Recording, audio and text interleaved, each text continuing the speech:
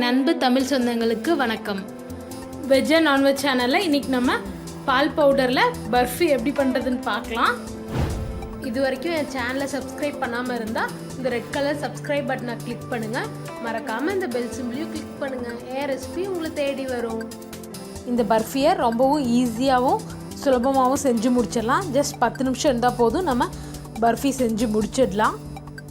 Pan வச்சு அது சூடானதும் 1/4 கப் அளவுக்கு நெய் சேர்த்துடலாம்.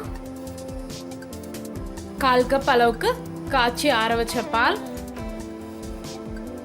இதில் இப்போ நான் 1 கப் அளவுக்கு பால் பவுடர் எடுத்து வச்சுருக்கேன், அதையும் சேர்த்துடலாம்.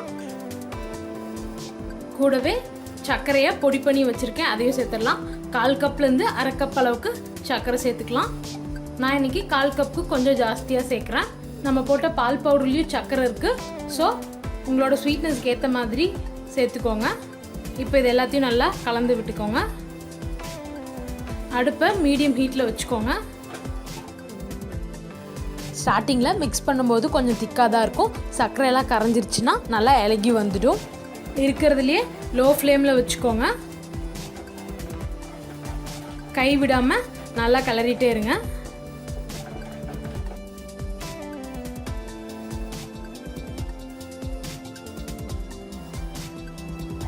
இது நல்லா கெட்டியாகி எல்லாம் ஒன்று சேர்ந்து வரணும், அது வரைக்கும் கிளறிட்டே இருங்க.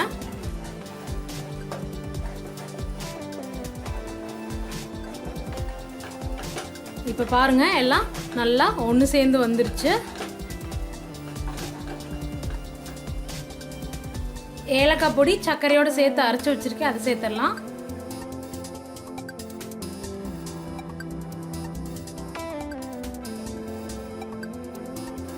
பாருங்கள், எல்லாம் நல்லா ஒன்று சேர்ந்து வந்துருச்சு. எதுவுமே பிரிஞ்சு போகாமல் எல்லாம் நல்லா ஒன்று சேர்ந்து வந்துருச்சு. இப்போ நம்ம அடுப்பை ஆஃப் பண்ணிடலாம். கொட்டுறதுக்கு முன்னாடி ஒரு ட்ரே எடுத்து அதில் நெய் தடவி வச்சுருங்க.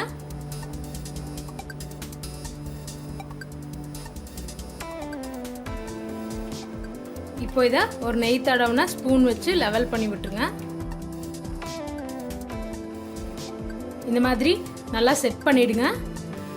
மேலே ஒட்டுற மாதிரி இருந்ததுன்னா கொஞ்சமாக நெய் தடவிட்டு அதுக்கப்புறம் லெவல் பண்ணிங்கன்னா ரொம்பவே நல்லா லெவல் ஆகிடும். இந்த மாதிரி நான் கொஞ்சமாக பாதாம், பிஸ்தா, முந்திரி 3 இந்த மாதிரி நீல வாக்கில் சாப் பண்ணி வச்சுருக்கேன், அதை மேலே தூவிடலாம்.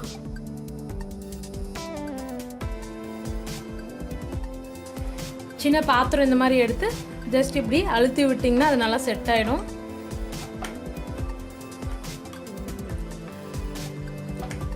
நல்லா செட் ஆகட்டும், அதுக்கப்புறம் பீஸ் போட்டுடலாம்.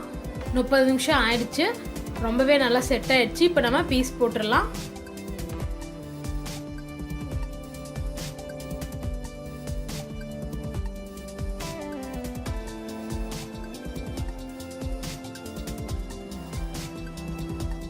பால் பவுடர் பர்ஃபி தயார். இந்த ரெசிபியை உங்கள் வீட்டில் கண்டிப்பாக ட்ரை பண்ணி பார்த்துட்டு எப்படி இருந்ததுன்னு எனக்கு கமெண்ட்டில் போடுங்க. மறக்காமல் வெஜ் அண்ட் நான்வெஜ் சேனலை சப்ஸ்கிரைப் பண்ணுங்கள்.